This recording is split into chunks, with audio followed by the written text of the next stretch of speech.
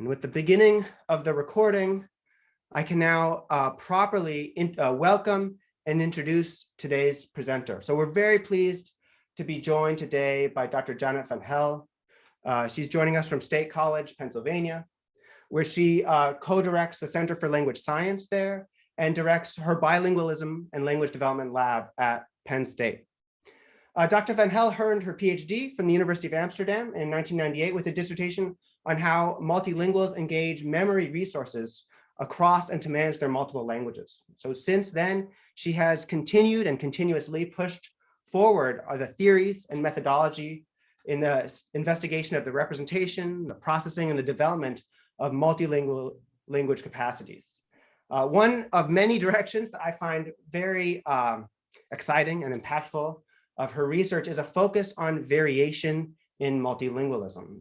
This was, for instance, the topic of a paper that recently appeared in the journal Language. One tool that she uses in her efforts, which caught my attention, is the Brain Bus. This is a mobile EEG laboratory that she and her colleagues can bring to diverse communities in order to engage them as participants and to engage them in the research as an outreach effort. I'm not sure what their rates are for birthday parties, Dr. Van Hel, but I'll be getting in touch sometime around April, I think.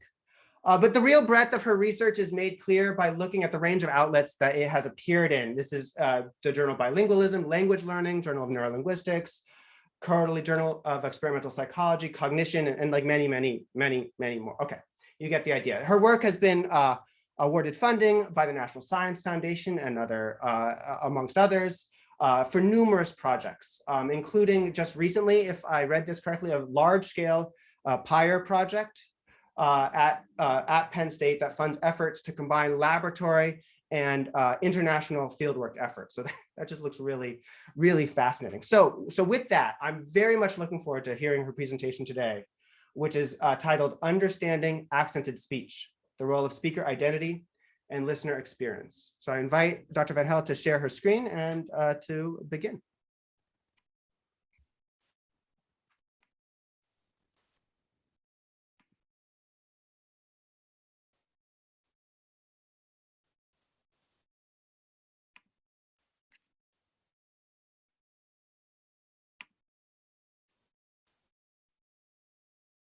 Okay, can you see the screen? Good, thank you. Well, thank you, John, for this very nice introduction. And thank you all for joining this afternoon. I'm very impressed by the high attendance at this time of the day, this time of the week even. It's my understanding that there is also a snow day. So I'm delighted that you decided to listen to this talk rather than go out skiing or sledding or do all kinds of other fun stuff. I hope I'm not disappointing you. But what I did today is put together research that I've started the moment I moved to the United States. So about 11 years ago by now, I moved from the Netherlands to the United States. And I suddenly realized that I gained a new identity. So I was ordering my coffee at Starbucks. And like many Dutch people, I drink coffee, a lot of coffee. So I was ordering my regular double espresso.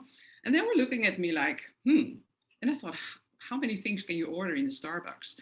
And then I suddenly realized that people may not necessarily expect a foreign accent coming out of my mouth.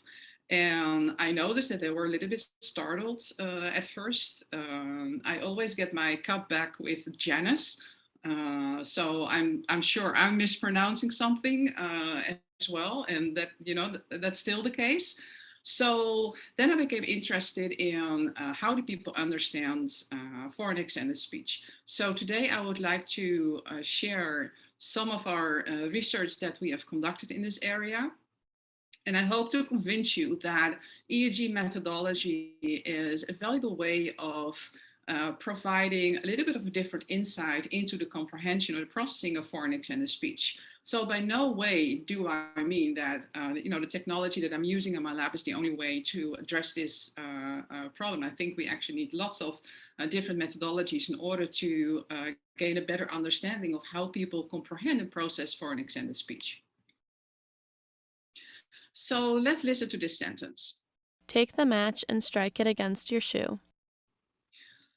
So in order to understand this sentence, a lot of smart people have come up with many theories. So by now, a lot of people agree that the comprehension of sentence engages incremental processing. So the moment you start listening to a sentence, you're building up a hierarchical structure. So when the acoustic signal comes to your ears, you have to translate that into, the pre-lexical information to recognize lexical information, recognize the words. Then you have to integrate these words in a hierarchical structure.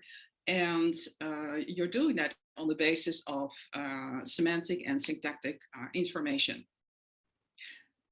Research has also shown that people, while they're doing this, they predict and pre-activate features for upcoming words. So that's true at the phonological level, the semantic level, and the morphosyntactic and the syntactic level. And these operations, they overlap and continuously interact in time.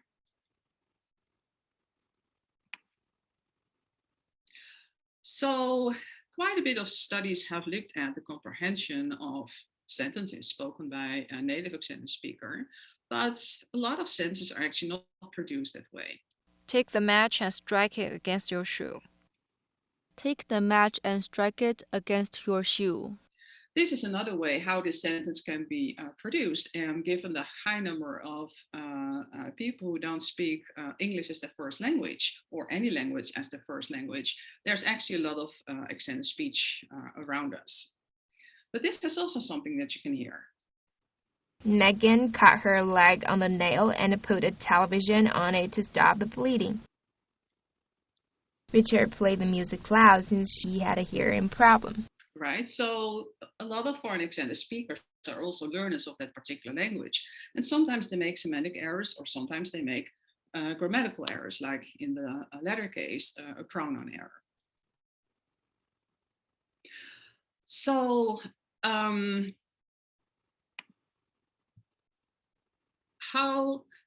how does foreign accented speech come about? So a lot of foreign accented speakers, a lot of second language learners, when they learn how to produce words in their second language, they basically transfer phoneme categories from their first language into their second language.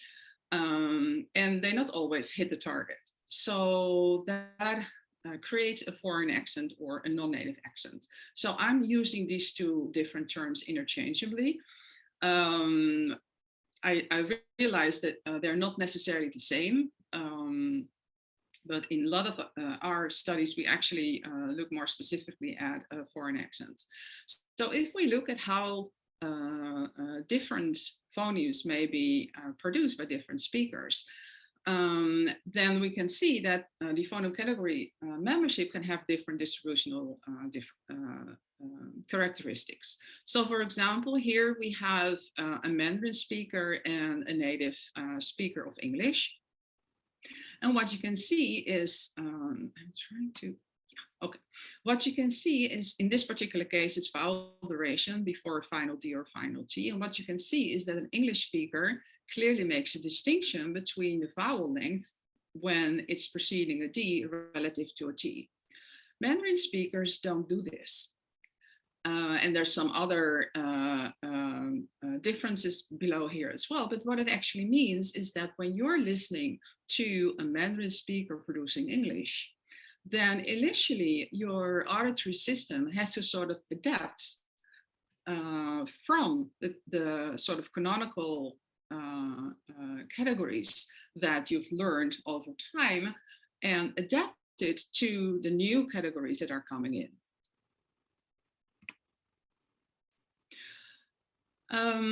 So basically, and this is my favorite example, so I'm putting it up here. You'll see a lot of examples of this during my talk as well. So basically, when people are listening to a sentence, the acoustic signal that's coming in activates lexical forms. So you're making a connection between sound and meaning, which then activates higher level processing, so syntactic or semantic processing. And you can imagine that when initially the acoustic signal is not mapping on these pre-existing categories, as the Mandarin speaker speaks with an Mandarin accented English, then the listener has to adapt.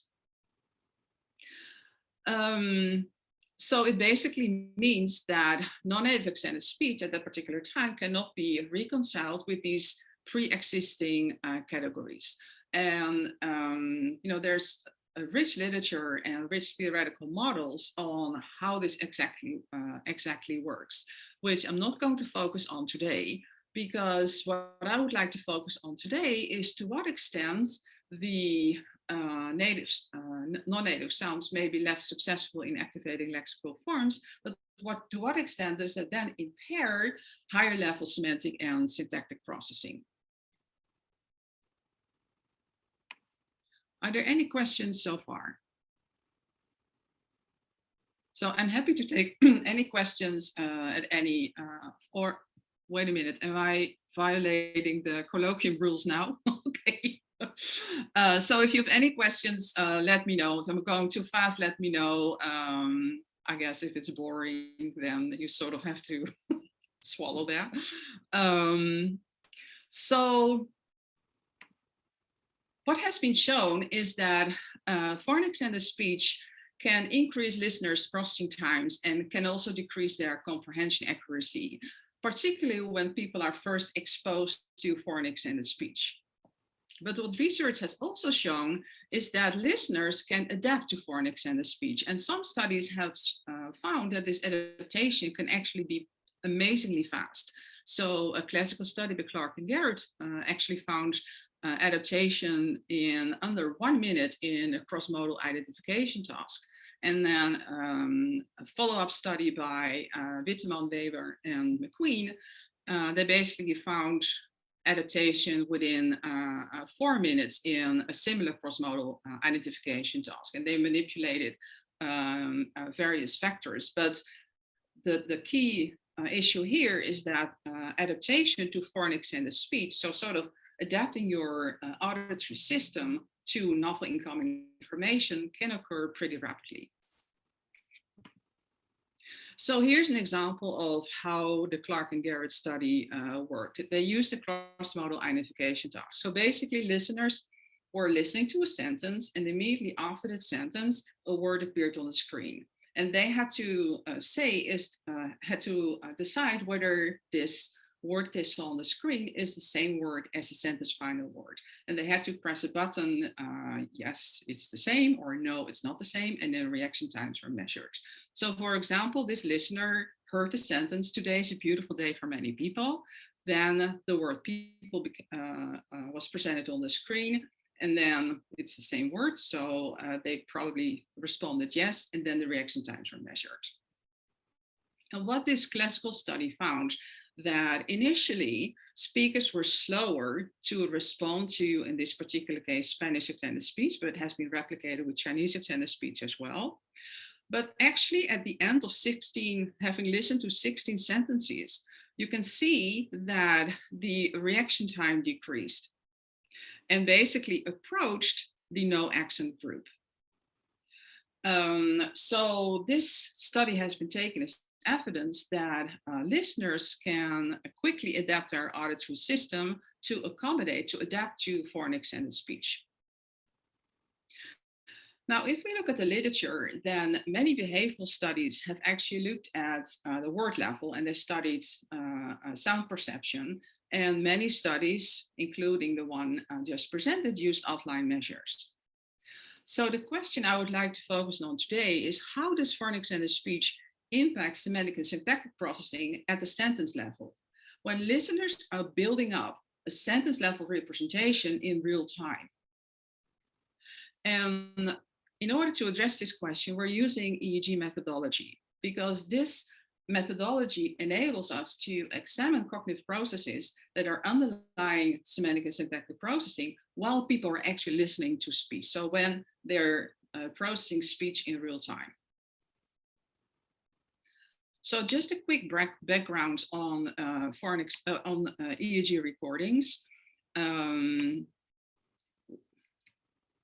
So in this particular case, there's a person, electrode is attached to the skull, naturally occurring brain activity is fed into the amplifier, and that results in particular EEG activity.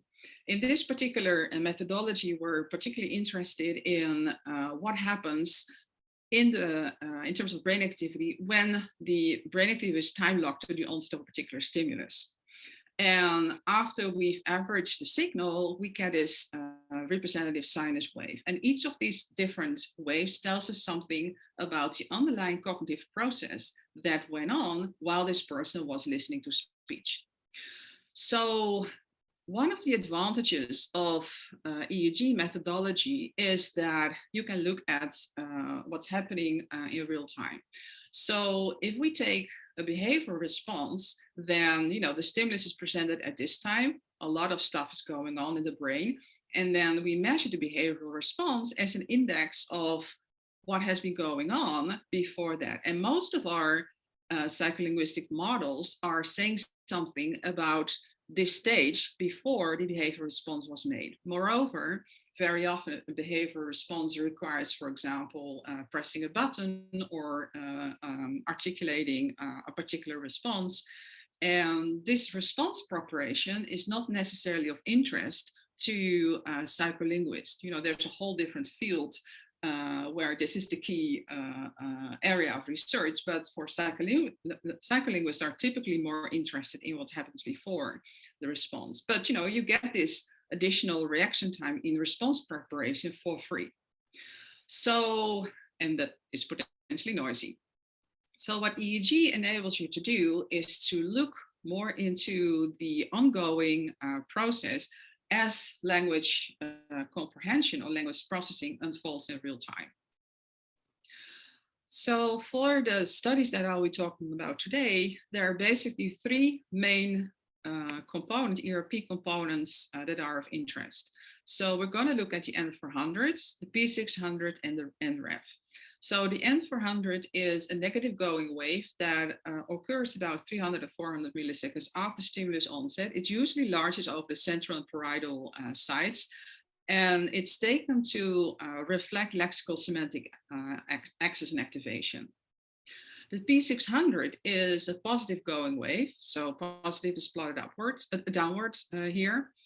The onset is about 500 to 600 milliseconds after stimulus onset, and it usually larges over the central and parietal electrode sites. And the P600 has been associated with sentence level restructuring and reanalysis.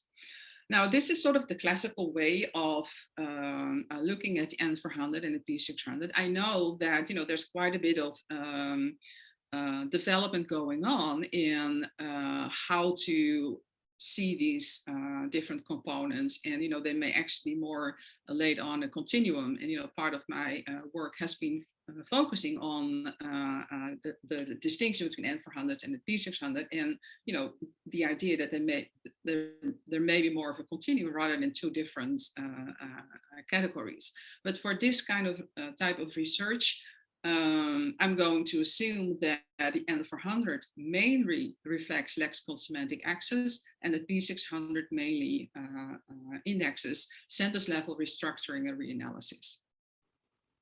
Now, there's another component that's going to be relevant for the studies I will talk about today, and that's the NREF. So the NREF is a frontal negativity.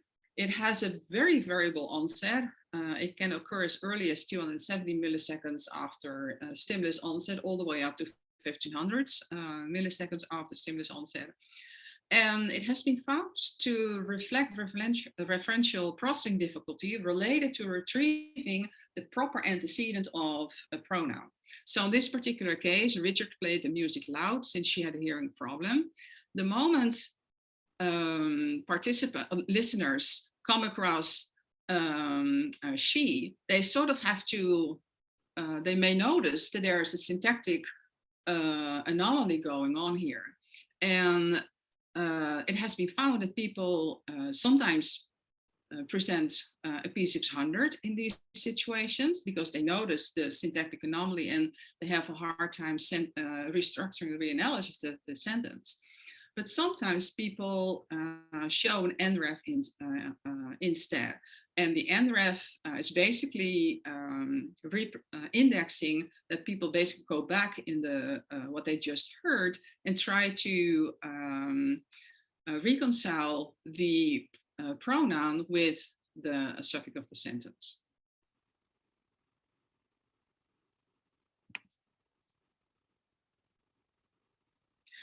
So previous studies that have looked at the processing of foreign extended speech, they have basically looked at semantic violations and syntactic violations. So in EEG study, a lot of ERP studies are using the violation paradigm. So basically what you're doing is that you're presenting a correct sentence and you're presenting an incorrect sentence. And the brain responds to, or when it detects the violation, it responds to the error. And then, when it's a semantic violation, you typically observe an N400 because lexical access is a little bit more challenging because of the violation. Whereas if there's a syntactic violation, typically a P600 is observed. And when it's a pronoun violation, NREF can be observed as well.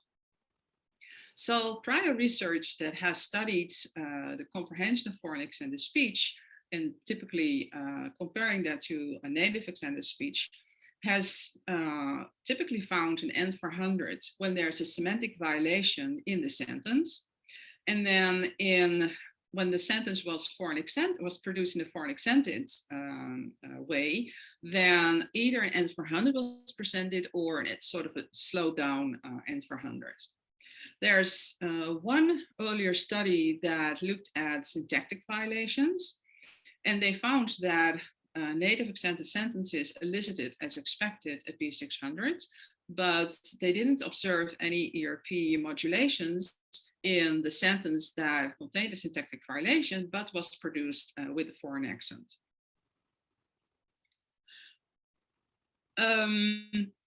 What's relevant here is that well, first of all, there's not a lot of evidence, but the studies, definitely the Holt et al. Study and the Handlukova study, they've been conducted with listeners who are living in a multilingual environment and who are very often exposed to foreign accented speech. The Goslin et al. Study and the Romero-Rivas et al. Study don't report specific information about the participants, but the Romero-Rivas et al. Study was conducted in Spain, and it's pretty likely that the participants, who were all undergraduate students, have been exposed quite a bit to foreign extended speech as well, simply because of the demographics related to Spain. So the first study that I'm going to talk about actually looked at listeners with very little exposure to foreign extended speech. But more broadly, what I would like to present is a series of studies in which we examined how foreign extended speech impacts semantic and syntactic processing at the sentence level, while listeners are building up a sentence level representation in real time. And what we've manipulated across these different studies are listeners' characteristics, so the amount of experience with foreign extended speech, the listener's age, and we've also manipulated the identity of the speaker. So in addition to being either a foreign accented or a native accented speaker, we've also provided participants with additional information about the speaker that served as a cue to their presumed accented speech. So the first study I would like to talk about is a study that Sarah Gray and I conducted. So Sarah Gray is currently an assistant professor at Fordham University, but before she moved to Fordham, she was a postdoc in my lab. So she started out on my startup funds, and then we successfully applied for an NSF postdoctoral fellowship. So that enabled us to set up this line of research. So in this particular study, we tested monolingual listeners with very little experience with foreign extended speech. And we examined listener sensitivity to semantic and syntactic errors while they were listening to foreign and native extended sentences. So we collected EEG measures, but we also measured the comprehension accuracy of the sentence that they just heard. So that's our behavioral measure. So the participants were all native monolingual English listeners from a highly monolingual environment. So Penn State is located in central Pennsylvania, and like the University of Michigan, it's a public university, so it attracts quite a few students from the state. And of course, we have students coming in from Pittsburgh and from Philadelphia, but there are also a lot of students coming in from central Pennsylvania, where, you know, because of all kinds of budget cuts, they have very little world languages at high school. But because of the demographics, they also have little exposure to foreign extended speech. And we tried to test these participants right in the first semester at Penn State. So when they have not had a lot of exposure yet to, for example, the international students population. So these participants were presented, these listeners were presented with American English accented sentences. So all sentences were English, and Chinese English accented sentences. And during the task, we first told them, you're going to listen to two adults talking about their friends' lives. And they were presented with hundreds of sentences, but they were basically following a 2x2 design. So they either had a semantic anomaly or were semantically well-formed, or contained a pronoun violation, or were well-formed. So for example, Caitlin traveled across the ocean in a cactus to attend the conference. And then the well-formed version had plane instead of cactus. In case of the pronoun violation, we had Thomas was planning to attend the meeting, but she missed the bus to school, or the correct pronoun. So here are some examples. Thomas was planning to attend the meeting, but she missed the bus to school. As produced by the American extended speaker.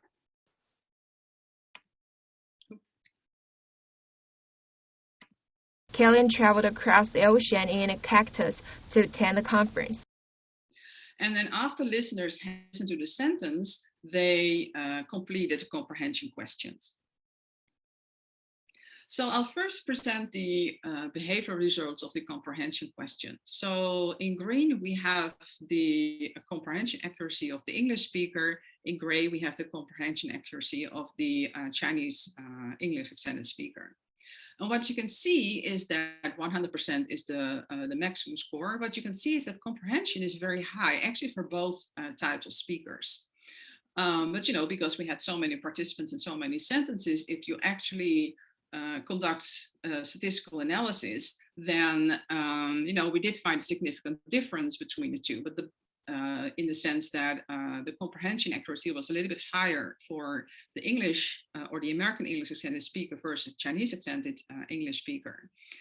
But what you can see, nevertheless, is that performance is very high.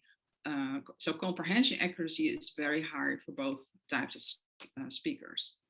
So what happens in the brain? So what I'll first present is the responses, the brain responses to semantic violations and the correct form. I'm presenting here the midline electrodes, but we also conduct ROI analysis, and these analyses all match up.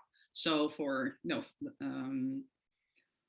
because it takes a lot of time to talk about all these different regions, I'll just focus on the midline electrodes.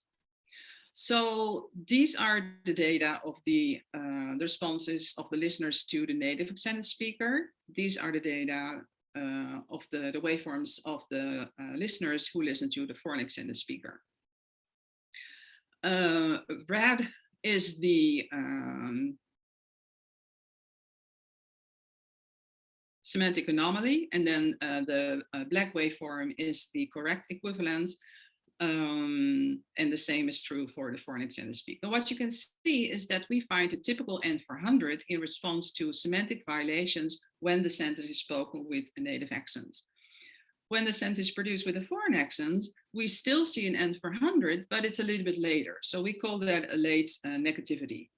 Now, for those of you who are used to looking at waveforms that are produced with on the basis of visual information, so when participants are reading information from the screen, you will see that these waveforms are quite different. So ERPs traditionally have been based on a visual presentation. And when you present auditory information, you hardly ever find that after exactly 500 milliseconds, the waveform goes back.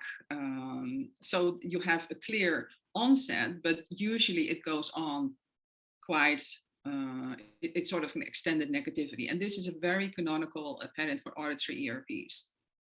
So there's nothing wrong here with the recordings. This is just how it works with auditory ERPs.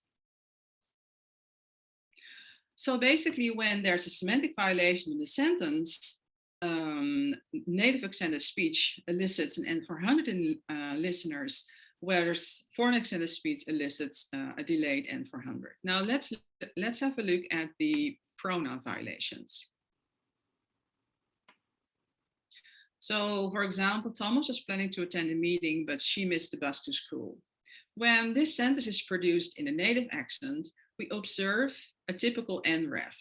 So this is this syntactic component that's particularly found in case of a pronoun violation. When the very same sentence is produced in a foreign accent, we didn't observe any significant effects.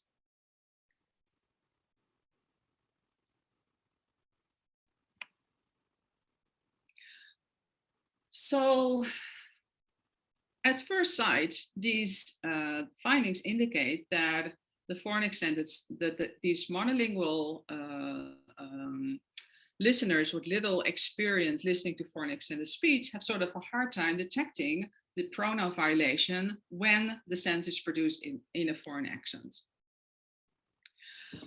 So after the experiment, we actually asked participants to identify the accent. And we start out with the question, did you perceive a difference in the accents of the two speakers? And then if they say yes, we then ask them, so what do you think the nature of the accent is? So basically, in all cases, participants detect a difference in the accent of the speaker. So we then ask them, well, what kind of accent did you hear? And they correctly identify the American accented speaker, but not so much the foreign accented speaker. So as a foreign accented speaker myself, I always find this sort of a very disappointing number. So people think 11% of the participants thought that this person had a speech disability, or they thought it was a Germanic accent or a Romance accent, or they had no idea. 36% of the people correctly identified the accent as an Asian accent. So we had a very lenient score here. So anything Asian was considered correctly, even though the speaker had a clear Mandarin-scented speech. So then what we did was to separately analyze the data of the individuals who correctly identified the Chinese accented speaker as being Asian versus the rest of the group. And here's what we found. So on the left-hand side, we see the listeners who correctly, after the experiment, identified the foreign accent. Here we see here we present the data of the listeners who could not identify the foreign accent. If we look at semantics, these two groups didn't differ. They both demonstrated a late negativity in response to foreign accented speech. But if we look at the pronouns, we do see a difference. So the people who could not correctly identify the foreign accent didn't show any sensitivity to the pronoun violation. However, if we looked at the individuals who did produce, who could correctly identify the foreign accent, they demonstrated this was significant, they demonstrated a negativity which is sort of close to an N for 100. So it's not really the NREF, because that's more anterior, but they did demonstrate some sensitivity to picking up on this pronoun violation. So keep in mind that the behavioral comprehension accuracy was very high for both types of speaking. But then the ERP data reflected online processing did reveal some differences. So for the native extended speech, we observed the canonical N400 to semantic violations and an NREF to pronoun violation. But then for foreign extended speech, we observed the delay N400 to semantic and no sensitivity to pronoun violations. However, it turned out to be the case that those listeners who were able to correctly identify the foreign extended speech as being Asian, they showed neural responses to both semantic as well as pronoun violations. So the nature of their neural response to pronoun errors was still different to what we observed in native extended speech, but at least they were able to pick up on the error. So that brought us to the next idea. So what if we are testing the same monolingual or native English American listeners who actually have a high level of experience with Chinese extended speech? Will they process these Chinese extended sentences different from the listeners who don't have a lot of experience with Chinese extended English? We know from behavioral studies that familiarity with a given type of foreign extended speech facilitates perception. So is it then also the case that familiarity or lots of experience of listening to a particular foreign extended variety accelerates the speed of perceptual identification, but does it then also have an impact on the later syntactic and semantic processing in real time? So this is actually a project that was funded by the NSF PIRE grant. So Carla Fernandez, who was a PhD student in my lab, we sent her off to China with the laptop and the sentences, and she conducted this study in the lab of Tao Mei Guo at Beijing Normal University. So Carla, who is currently a postdoc at Duke University, she tested 24 native English listeners. They were all living in Beijing, China. The mean length of residence was 2 years, so they had quite a bit of exposure to Chinese extended English because they were not very fluent in Chinese themselves. So in order to interact with other people, they basically had to speak English. So they were exposed to a lot of Chinese extended English.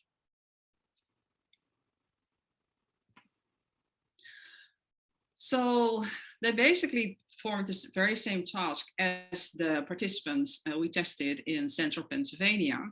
And what you can see is that their sentence comprehension accuracy was very high for both types of speakers. And in this particular case, there were no significant differences in the comprehension between the English extended speaker and the Chinese English extended speaker.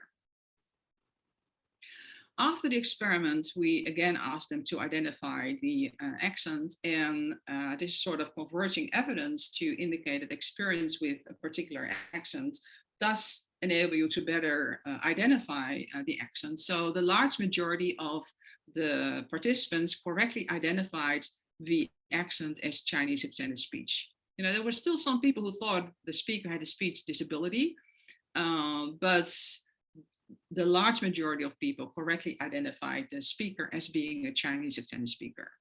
Now, how did their brain activity look like? So I'm first presenting you the data in response to the semantic violations. And what you can see is that the listeners demonstrated a typical N400 in response to native extended speech. In this particular case, they also demonstrated an N400 in response to foreign extended speech. So their counterparts in central Pennsylvania demonstrated sort of a delayed N400 in response to foreign extended sentences. The people who were living in Beijing demonstrated basically the same N400 to foreign extended speech as they demonstrated to native extended speech. Now let's have a look at the pronouns. So in response to the native extended sentences, the participants demonstrated a P600. But for the foreign extended sentences, they demonstrated this NREF, which is sort of a more detailed syntactic component that's specifically found in response to pronoun violations. Now, it's kind of interesting that they didn't demonstrate an NREF in response to native extended speech, which may actually be related to the fact that they've been living in Beijing for such a long time. So, there may be some attrition going on here. So they still detected the pronoun error in terms of, hey, there's in terms of the more general syntactic violation, but with respect to foreign extended speech, they demonstrated an NREF pretty much as they did in the native extended speech. Backtrack. They demonstrated an NREF to foreign extended speech pretty much as the American listeners in central Pennsylvania did in response to native extended speech. Yeah, we need an overview. So here's what we found so far when we compare these two different studies. So the first studies tested American listeners living in central Pennsylvania. They demonstrated a typical N400 in response to semantic errors, pretty much like the Americans living in Beijing. But you can see that experience with foreign extended speech also modulates the N400. So the Americans living in central Pennsylvania demonstrated a later negativity to foreign extended speech, whereas the Americans living in Beijing demonstrated an N400 to foreign extended speech. But the real difference comes in when we look at the pronoun violations. So the Americans living in central Pennsylvania demonstrated the canonical NREF to pronoun violations, but they didn't demonstrate any sensitivity to foreign extended sentences that contained a pronoun violation. The Americans living in Beijing demonstrated P600 in response to pronoun violations. And in this particular case, they also demonstrated an NREF to pronoun violations when the sentences were spoken in Chinese extended speech. So listeners' experience with foreign extended speech clearly matters, particularly in terms of the sensitivity to pronoun violations. But we can't all live in Beijing in order to adapt to extended speech.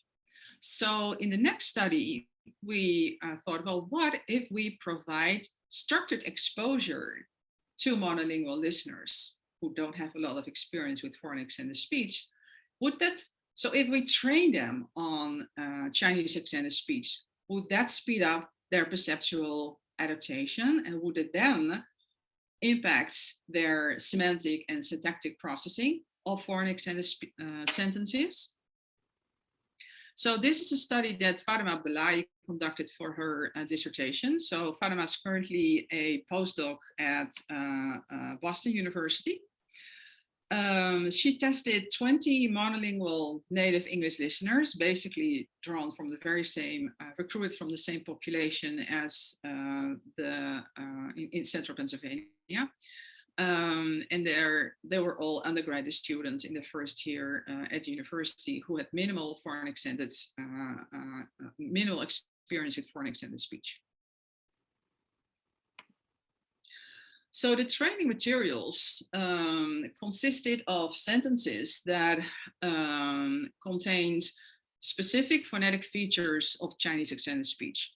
So unlike some of the training studies that focus specifically on words, for example, in this particular training, we took sort of a general approach. So we basically found sentences with as many word final nasals, word final alveolar stops, and word initial T's that were then produced by different Chinese extended speakers, so that we basically overloaded the listeners during the training to Chinese extended speech. And then we chose 5 speakers for, we collected pre-recordings from a lot of speakers, but then we selected 3 Chinese extended speakers based on their intelligibility and extendedness, and then 2 native extended speakers. So the training paradigm, basically, we had participants listen to sentences that they then had to transcribe. They were given explicit feedback on the accuracy of their transcription through visual and auditory repetition. They were presented with 4 blocks, and each block had 50 sentences. Each speaker spoke each sentence once. And in random order, etc. So basically, they had a lot of exposure to foreign accented speech. We also include exposure to native accented speech, to sort of balance things out and not make them not so to balance things out. That's basically the issue. And then at the end of the training, they actually obtained pretty high transcription accuracy. So this was a very intense training where we presented monolingual listeners who had very little experience listening to Chinese accented speech with a lot of Chinese accented speech to see to what extent we could then make their performance more look like the Americans living in Beijing. They were presented with the very same EEG task. We told them they were going to listen to adults talk about their friends' lives. We had semantic anomalous senses in the correct versions, and we had sensitive pronoun violation in the correct versions. Again, American accented English and Chinese accented English. And after they had listened to the sentence, we asked them comprehension questions. I thought I had a comprehension question here as well. Well, anyway, the comprehension in this particular experiment was very high as well. So here are the data for the native accented speakers and the Chinese accented speakers for semantics. And basically what we found was in response to semantic violations in native accented sentences, we found this canonical N400. And we found a late negativity in response to foreign accented sentences. So a lot of exposure to Chinese accented sentences did not turn the late negativity into an early negativity, but at least they showed a late negativity. But what's interesting is what happens with the pronouns. And in this whole series of experiments, we found that the modulations that we make in terms of the listeners or the speaker identity are best observed in changes to how the listener responds to pronoun violations. So apparently pronoun violations is a little bit more of a sensitive measure.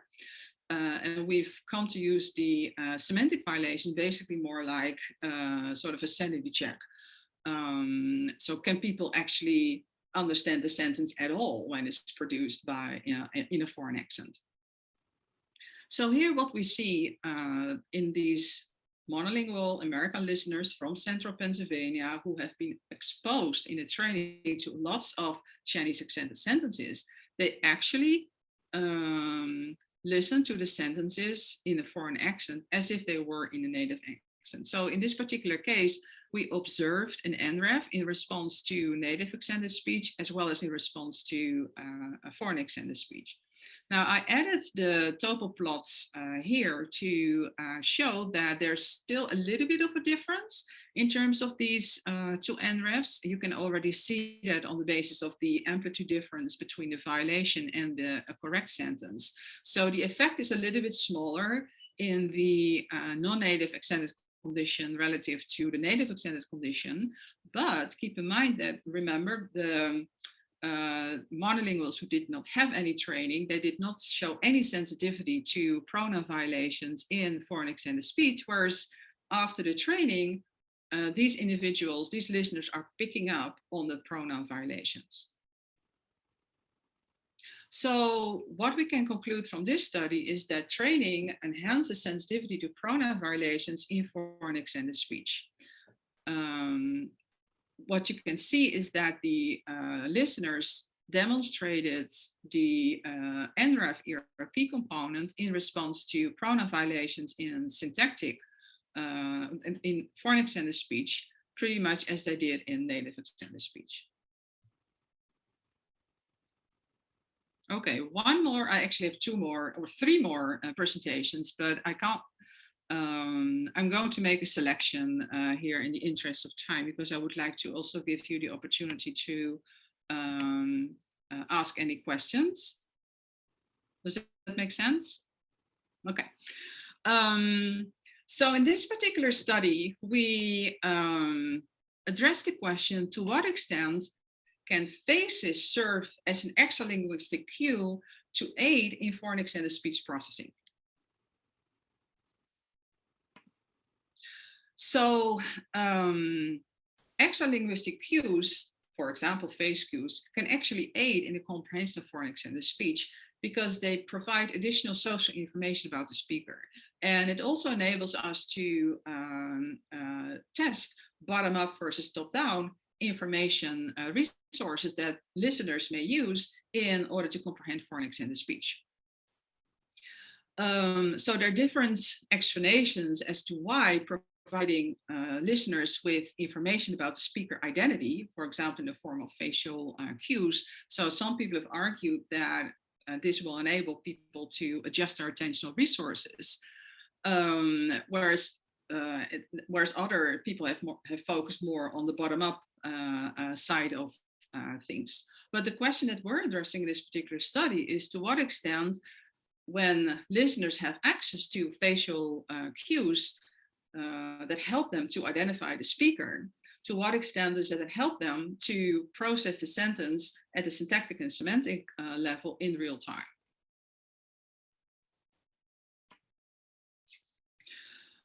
So in this particular study, we had 27 monolingual speakers, again from central Pennsylvania. They were tested in their very first year at university, and they had very minimal experience with foreign extended speech. So it's basically the very same setup, with the exception that right before the experiment started, we presented them with two pictures of a speaker, a white face and an Asian face.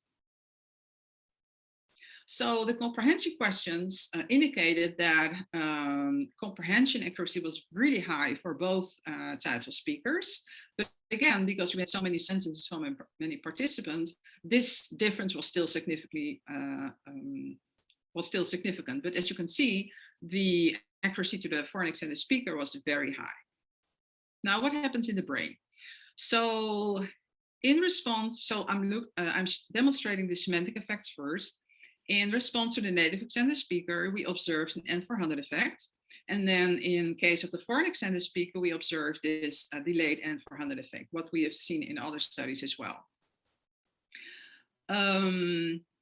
However, in the foreign extended speech, in this particular case, we now observe the P600s. So in the original study, well, we didn't present any facial cues. We had found an NREF in response to native extended speech, pretty much as we found here.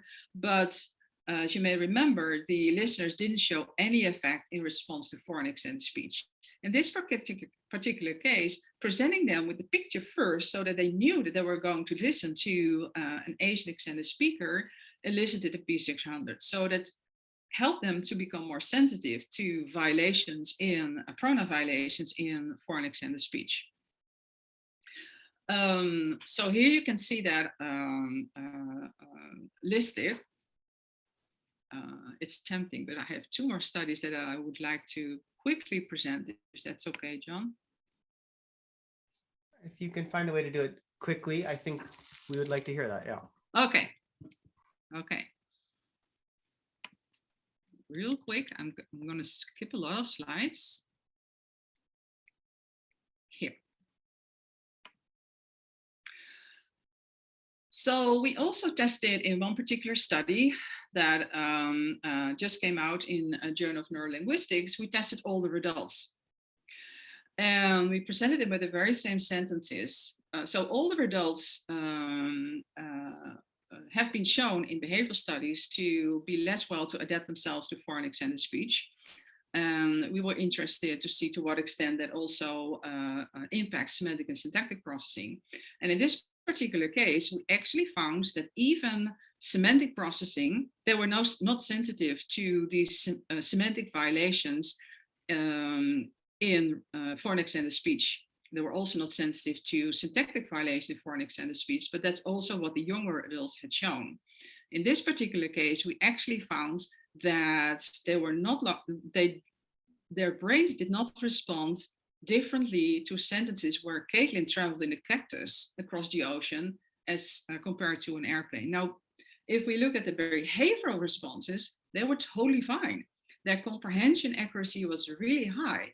It's just that during real time, they, we can talk more about the underlying mechanism that may play a role, but in real time, their brains were not fast enough to reconcile the foreign accented phoneme categories with what they already knew in order to activate semantic information. And then we also conducted a study with Dutch learners of a second language. Again, this was funded by a PIRE grant, where we actually found that even though the Dutch speakers were listening to the sentences in their second language and produced in a foreign accent, we actually found pretty similar results as the monolingual speakers in the United States. The only exception was that now in response to native accented speech, they also demonstrated a late negativity, which is probably related to the fact that we're listening to in their second language. So if you bring it all together, then what these different studies demonstrate is that the sense comprehension accuracy of foreign accented sentences is high, even in monolingual listeners who have very little experience with foreign accented speech. I hope to have convinced you that the ERP images provide more nuanced insights into listener semantic and syntactic processing at the sentence level in real time. So basically what we found is that listener characteristics can affect foreign accented speech processing, particularly when it comes to the processing of pronouns. So experience with or familiarity with foreign accented speech has an impact on how well people are able to detect pronoun violations in foreign accented speech. Extensive exposure via training can actually help people to become more sensitive to pronoun violations in foreign accented speech. And then we found very specific results in older adults. We also found that speaker identity can help to comprehend foreign accented sentences. So providing listeners with a simple picture of the speakers already was sufficient for the listeners to demonstrate the canonical ERP signatures in foreign accented speech as has been observed in native accented speech. So that is what I would like to share today. And I have one more slide in which I would like to announce something, but I'll first give you the opportunity to ask questions. Tremendous. Thank you. Thank you. Thank you. Oh, so much to engage with, and also a very masterful job of compressing those final few studies in a way that we, sometimes I've certainly been guilty of that myself. And no, the last minute doesn't make sense to anybody, but that was not the case here. Oh, thank you for saying that. I was a little bit nervous about that, I must say.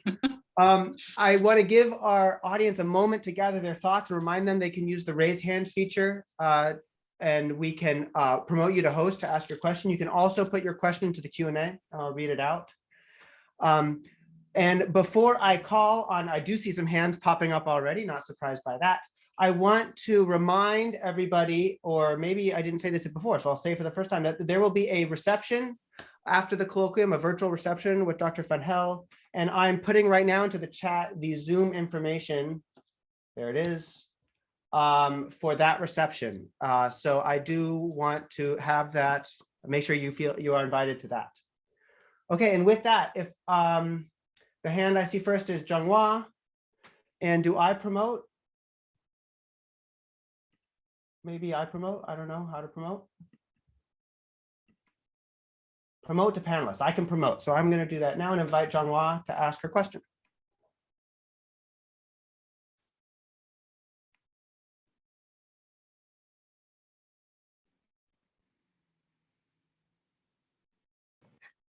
Can you hear me now?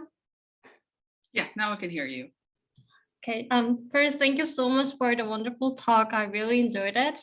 I had two questions. So the first question I had is, what would be the reason that the syntactic violation was more susceptible to foreign accents than semantic violation? And the second question I had was, so you mentioned at the beginning of your talk that the adaptation to foreign speech is possible within a few minutes. So I was wondering whether you observed any hint of adaptation over the course of the experiments, especially in the first study you mentioned. Well, thank you. These are excellent questions. So with respect to the first question, so the semantic violations versus the pronoun violations, the semantic violations are pretty much in your face. So, you know, it's Caitlin traveling across the ocean in a cactus. You know, it's clearly wrong. It's also a completely different lexical item relative to an airplane. So if you're listening to foreign accented speech, you know, and we know that the comprehension is pretty high, you're building up semantic expectations, and then suddenly you hear a cactus rather than an airplane, you know, that's right in your face. So to be honest, if you can't even hear that in a foreign accented sentence, you really have a hard time following what the speaker is saying. Whereas the pronoun violations are much more subtle. So I didn't mention that, but we deliberately selected pronoun violations rather than just any grammatical violations we could have chosen, which could have been way more salient. We deliberately chose pronoun violations because that's a very natural violation for Chinese accented speakers to make. So Chinese accented speakers, even at very high levels of proficiency, very often make pronoun violations of the nature that we presented during the experiment. So, you know, if you have any familiarity with Chinese accented speakers, these are sort of pronoun violations that you can expect to occur. At the very same time, these pronoun violations are very subtle. It's literally she versus he. So it's harder to pick up on.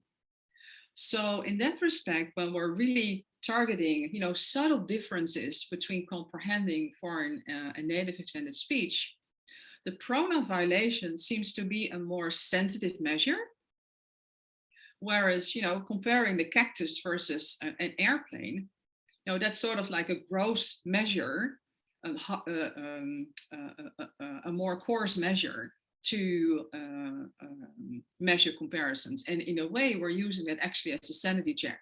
So even when listeners are not even able to recognize semantic violations, then they really have a hard time comprehending foreign accented speech. Well, I've become a little bit more careful with using the word sanity check after we received the elderly or the older adults data, because they also don't show sensitivity to semantic violation. But that's basically so far the only listener population we've tested. We actually also tested children that I didn't dare to put in, John, the reason you outlined. But even children are sensitive to pronoun violations, semantic violations in foreign accented speech. So it's just, I think it's a matter of course. So if you have a sensitive measure or less sensitive. To go back to your second question, can you remind me? It was whether you found any hint of adaptation over the course of the experiment. Thank you very much, because that's initially what we had expected to find. So for, I think each study, we did the first half, second half comparison, just to see to what extent the ERP signatures would change in the course of the experiment. We didn't find any difference between first half and second half signatures in any of the experiments. But it may be that by the time we're cutting the experiment in half, that people have already adapted in the first part of the experiment. However, ERP is not a good measure for that, because in order to say anything about ERPs and in order to have a good signal to noise ratio, you need to have a lot of stimulus material. So you need to have at least 30 observations in a given cell. And if behavioral studies that show that people are already adapting after 16 sentences, that's not a measure that with the traditional ERP methodology that we're using, we will be able to pick up on. So I think this methodology is not a good methodology for getting at that particular question. I actually have a quick following up comment. So maybe like it could be the other way around, right? Like, could it be that in contrast to adaptation to foreign accent to sounds, adaptation to like semantic or syntactic processing is more difficult?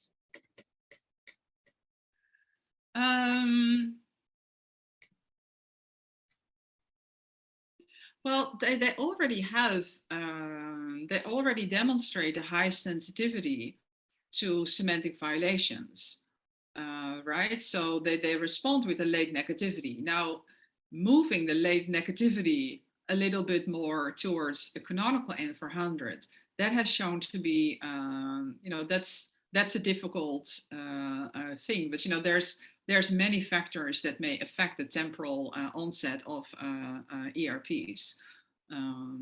So again, I think if you really want to get at that particular question, the sentence level experimentation that we have set up may not be the best approach to that. I think you then want to focus way more specifically at the word level. And for example, manipulate to what extent a foreign accented word or a foreign accented product may then actually be a different word, for example, right? That's something what you can expect. So we made sure that when a particular item was produced with a foreign accent, it did not lead to another word. But that can easily be the case. So I can't do final divorcing, as you may have noticed. So for me, bad, bad, bad, and bad, I just said 4 different words. They're all the same. It's a bad, and it's bad. It's a bad, and that thing. So we try to not use these words. Okay, thank you so much. I'm going to read out a question that came in on the chat. It came in actually during the talk. So it comes from Brenda Prouster-Imber. And Brenda, if you'd like to jump in, you can raise your hand too, but I'll just read out the question, which goes as this: cues can aid, but what about whether they can have a negative impact? Yeah. That's actually another study that we did. So there's this wonderful study in the literature, I think it's by Rubin, and McGowan has followed up on it, where well, I say it's wonderful because it's so unexpected. It's actually a horrible finding.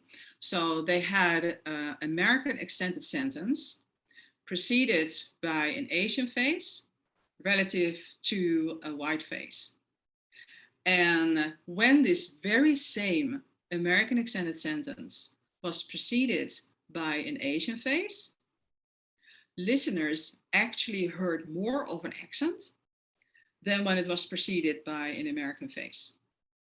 So this study demonstrates that the extra linguistic cue, the face cue, has a very pronounced effect on what you actually hear. So you literally hear an accent when you've first seen the face. So your eyes can literally trick your ears. Now, that to what extent that it's actually more of a sort of after the fact kind of processing than when it really happens online is something that has been recently questioned by R.T. Samuel, where they conducted a series of highly intelligent behavioral experiments in which they basically claim that this reverse linguistic stereotyping, is how Rubin called it initially, may be more an artifact of the task than really something that has to do with processing. Now we actually manipulated that in an ERP experiment as well. So that was a dissertation by Carla Fernandez, where we had English accented speech preceded by an Asian face or a white face, and we had Chinese accented English presented by an Asian face and a white face. So behaviorally, we replicated exactly what people had found in the literature when our listeners were, the Central Pennsylvania monolingual listeners. However, we also had a group of Asian Americans who are very used to, so that the way you can interpret this finding is that the Central Pennsylvania American listeners, they have a hard time reconciling incongruency between the face of the cue and the acoustic cue. And that was actually true for native accented speech preceded by an Asian face. It was also true for foreign accented speech preceded by a white face.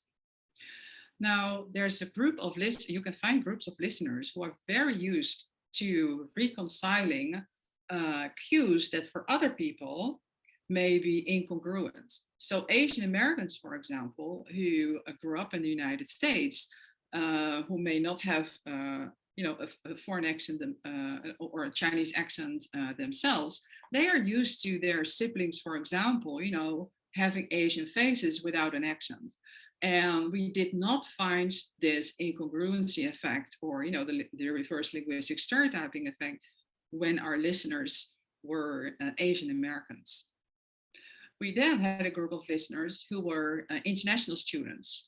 And they were sensitive to linguistic stereotyping. Now, we then also put this whole thing in an EEG experiment, but that was a little bit overambitious. So we're still going through the data because there's a lot going on there. But behaviorally, the data were very clear. So also here, actually, the experience of the listener has an impact on the extent to which they're sensitive to this reverse linguistic stereotyping. I hope that answered your question. I think it was a very long answer, but Yes, Brenda writes in the chat, yes, great examples. Well, it's in the chat. So there's more there, Brenda, thank you. This is great. Okay, and the conversation could even continue in our reception after. I see Julie Boland has had her hand up. So I wonder if she might be promoted to a panelist. And yeah.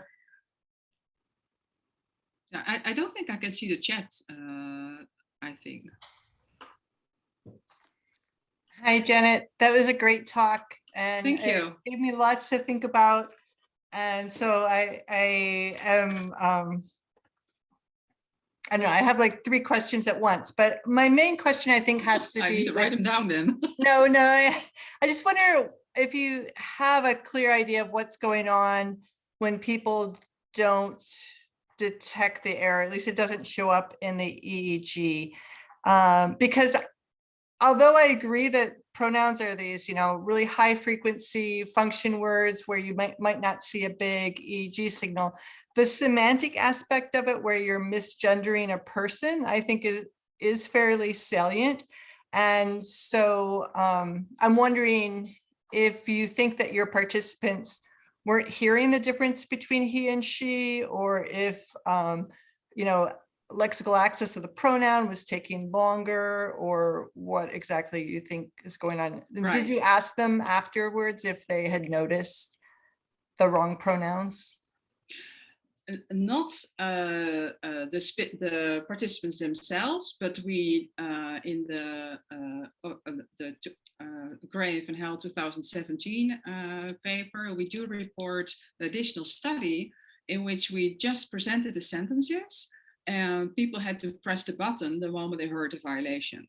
And that study demonstrated that also in foreign accented speech, people heard the pronoun error.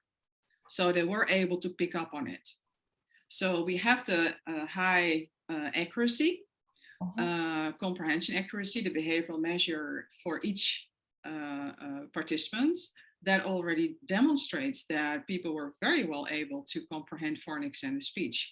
But then we also have this additional behavioral reaction time study where we just ask people to detect the error.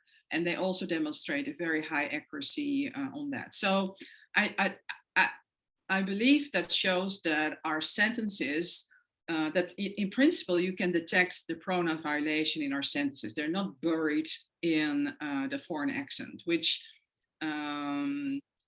before I didn't explain that in detail because that would it would be 7 o'clock and I was still talking. But we always do a lot of prior studies with in selecting the extended speaker. So we clearly don't want to have extended speakers who are very difficult, who have very low intelligibility, who are very difficult to comprehend, because then we don't see anything. So we try to find foreign extended speakers who clearly can be identified as a foreign extended speaker, but their intelligibility is still very high. Mm-hmm. Yeah. There was a second question hidden in your first question, given right? that your participants could detect, or at least some participants could detect the errors fairly easily, what do you think is going on with the non-effect in the EEG signal? Yeah. So, so the EEG signal, as you know, the EEG signal is really time sensitive. So it happens right at that very moment. So what we found with the, so we dived into that in the study with the older adults. Well, we found that they were not even sensitive to semantic violations. So, right after we tested the participant, we actually asked them so how did you experience the experiment? That's what we typically do, and definitely with older adults, because they talk on and on and on. And they all reported that they heard something was wrong, but they realized it later. Okay. And I think that's exactly what's going on. So our adults, our older adults, we tested them on several hearing tests. So they had normal hearing. So it's not that they couldn't hear, these subtle differences, these subtle acoustic features. Their hearing was within the normal range. But part of being older is that language processing slows down, and there's a lot of research to support that. So what we think is going on is that even though it did not impact their comprehension at the end of the sentence, right in the midst of listening to the sentence, their cognitive functioning may not have been fast enough for the moment the acoustic signal hits perceptual categories, and they then activate the lexical forms in order to build up the hierarchical structure. We think that there's, their language processing is not fast enough to activate right at the spot within a few 100 milliseconds the lexical level the lexical semantic information. That's and great. then, Thank you. after they go on in the sentence, they reconcile that. So their comprehension, when you measure it behaviorally, is fine. It's just that right at that very moment, their cognitive processing is too slow to directly activate the lexical semantic information. That makes sense. Thank you very much. Thank you. We promote a follow-up question that's also in the chat from Brenda, following up on the cues and whether they can be facilitatory or perhaps not facilitatory, as you pointed out. And they ask what we can, I think if I understand the question right, basically what do we do about this? Like, especially thinking about English as a foreign language teaching and thinking about interactions, including they mentioned doctor-patient interactions. Like, are there lessons to be learned about how we can manage the way those cues can push us in different directions in terms of comprehension? Yeah. So I think, that's really a question that should be addressed carefully. So I find it personally very frustrating that these effects emerge in the first place, right? So why can't we just, take language as it is? Why do we need to take, the how a person looks into account? But at the same time, that is how our cognitive functioning is organized. We do tend to think in stereotypes with respect to gender, with respect to, ethnicity. And I'm not necessarily saying negative stereotypes, but, when based on our years and years of experience, when we see an Asian face, it's not such a, and we predict on the basis of the linguistic cues, it's not such an weird prediction to then expect for an extended speech, right? So I'm really, what I find really hopeful in a way is that the Asian American listeners who have lots of experience with sort of not taking the face into account when you're listening to a person because the face can trick your ears, they are not sensitive to the nature of the facial cues. So one way to explain that is that they just listen to the acoustic information. So perhaps, we need to train ourselves in becoming familiar with linguistic variability. That, there's a lot of faces around there who produce language in specific ways or in non-specific ways, but don't let the face trick your ears. And I think the only way to accomplish that is just to expose people to much more diversity than they may normally be exposed to. Now, that's one side of the coin. There's wonderful workout by Christa Byers-Heinlein, who, there's also with children, children also have a very strong preference to speakers who look like them. So she also hoped that bilingual children who are exposed to multiple languages would be less sensitive to the whole idea of, does the speaker sound like me? Unfortunately, she didn't find, so there was some more flexibility, but not to the extent that you would expect it. So I guess, we still have a very long way to go to disconnect our stereotypes that come to our eyes with how we actually auditory perceive a person. Does that make sense? Yeah. I think so. There's so, but this is great. I mean, some good, interesting ideas to think about for pushing on. I wonder, I'm eyeing for if hands come up or Q&A comes in, but in the meantime, I wonder if I might take my prerogative and ask a question of my own, which is about the NREF. So what, as you highlighted, one of the most interesting patterns across your several studies was that's where a lot of variation was. What's going on in the syntactic violations, whether there's an effect or not, and if there is an effect, what kind of effect you see. And sometimes it's tempting when we see this sort of variation as ERPologists to kind of say, okay, so this is the person who's having trouble with reference resolution, but this person over here is doing syntactic reanalysis, and to really line up these different ERPs with very distinct boxes in some processes. You didn't quite go there. You were kind of being very cautious about it. So I want to think about exactly that variation and how much we can and how cautious we should be in interpreting it.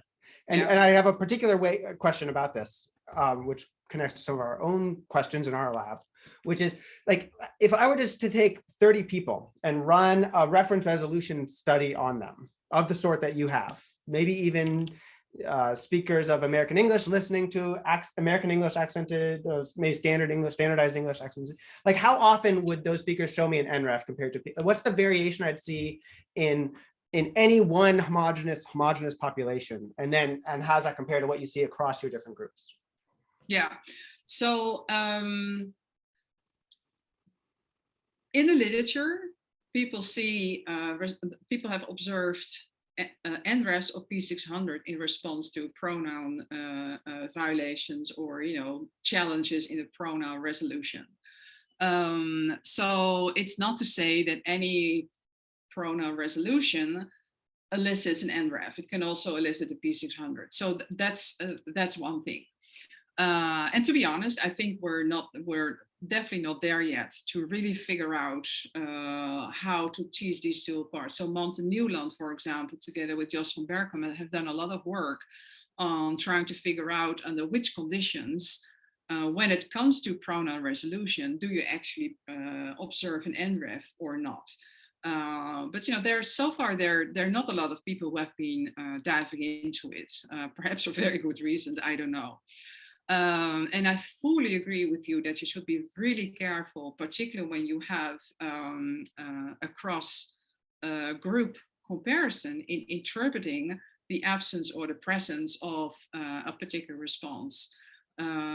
So we actually, in several of the studies that I reported today, when we're looking at a different group of or sample of listeners, we compared them to the original study, the Gray of Hell 2017 study with our monolingual Central Pennsylvanians.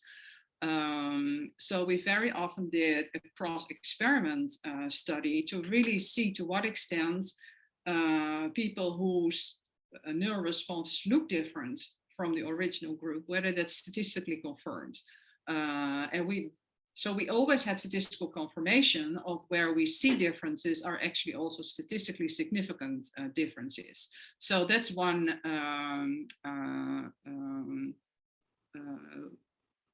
that's sort of a relief. But at the very same time, we are always using the very same sentences. So we use a lot of sentences, but they're always the same. So there's no guarantee that these very same patterns of effect may emerge in a different kind of pronoun resolution. So that's up for further research. So I can only speak about the kind of resolutions that the pronoun violations that we implemented in this study, where we had clear names of people who were clearly identifiable as men or women. And then there was a violation quite far in the sentence, because that's also a thing that is important. How close is the pronoun violation to the antecedent? So yes, we need lots more research to look into this. That's for sure. I hope junior graduate students' ears perk up when they hear we need lots more research into. That's a cue. Yes. Yeah. I am mindful of the time. So I expect there's more to talk about, but perhaps we can move that conversation to the post-colloquium reception, which will be beginning, as Acrisio notes in the chat, it'll be beginning at 5:45. So folks have a moment to de-Zoom, perhaps pour something into a glass to drink, and then join again. Dr. Van Hel, thank you so much. Join again at 5:45. The Zoom link is in the chat, and I'll make sure to, if you don't see the chat, I'll make sure to email that link to you as well. Perfect. Yeah. Okay, So for those of you graduate students who are applying for grad school, may I show one more slide? Can you hang on? Yes, let's do that as we wrap up. Yes. Because very recently we obtained an NSF NRT graduate training grant, which is exactly at the topic of linguistic diversity. So, and it's related to human technology interaction. So we currently have all these wonderful machines like, Siri and Google Home, etc., who are supposed to help us. So we speak to these machines and then they do something for us. However, how these machines are being trained, it's all based on standard, there's not even such a thing, standard American speech. So, for example, when I want to operate myself, I'm fond of CSI. So on Friday evening with my glass of wine, I do CNI and I shout CNI in my remote. Never works. When I have to order a pizza, I have to give the phone to my children who don't have an accent. So there's a discrepancy, and I'm not the only one. So there's foreign accent, people stutter. There's African-American vernacular. So a lot of these human interactive technology doesn't work with actually most of the American speakers who don't speak the standardized version. So this particular training grant, so it's a huge training grant that we received from NSF a couple of months ago, basically seeks to educate a new generation of researchers who can bridge the gap between linguistic diversity on the one hand, and technological illiteracy at the other hand.